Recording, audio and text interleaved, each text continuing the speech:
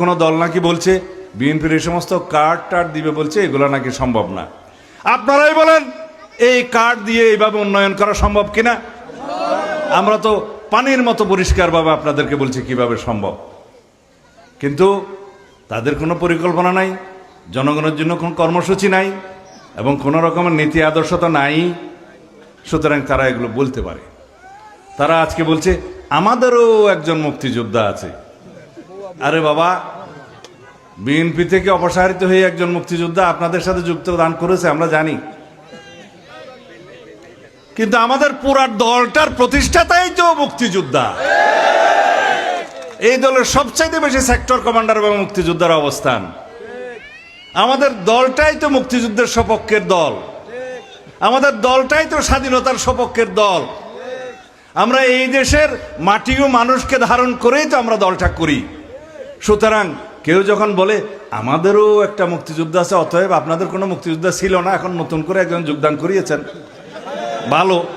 আপনারা নিজেরা মুক্তিযুদ্ধের বিরুদ্ধে অবস্থান নিয়ে, দেশের স্বাধীনতার বিরুদ্ধে অবস্থান নিয়ে এখন একটা কার্ড দেখাচ্ছেন যে আপনাদেরও একটি মুক্তিযোদ্ধা আছে।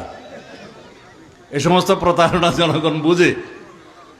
যিনি আপনাদের জোটে যোগদান করেছেন তিনি অবশ্যই একজন প্রখ্যাত মুক্তিযোদ্ধা, কিন্তু সাইনবোর্ড দেখানোর জন্য একজন মুক্তিযোদ্ধাকে দলে ভিড়িয়ে এই দেশের মানুষকে প্রতারিত করতে পারবেন না। কারণ আমাদের দলের সবাই মুক্তিযোদ্ধা, আমরা দেশপ্রেমিক, আমরা এই দেশের পক্ষের শক্তি। আর যেই দলের ইতিহাসই হচ্ছে এই দেশের স্বাধীনতাই তারা চায় নাই, তারা কিভাবে মুক্তিযুদ্ধের সপক্ষে কথা বলবে? একজন মুক্তিযোদ্ধা উদ্ধার করে হাওলাত করে কি মুক্তিযোদ্ধার দল হওয়া যাবে? আচ্ছা, আর বলছে আপনাদের পক্ষে এই দেশের ধর্মভিত্তিক দলগুলো তো নাই। কে বললো নাই?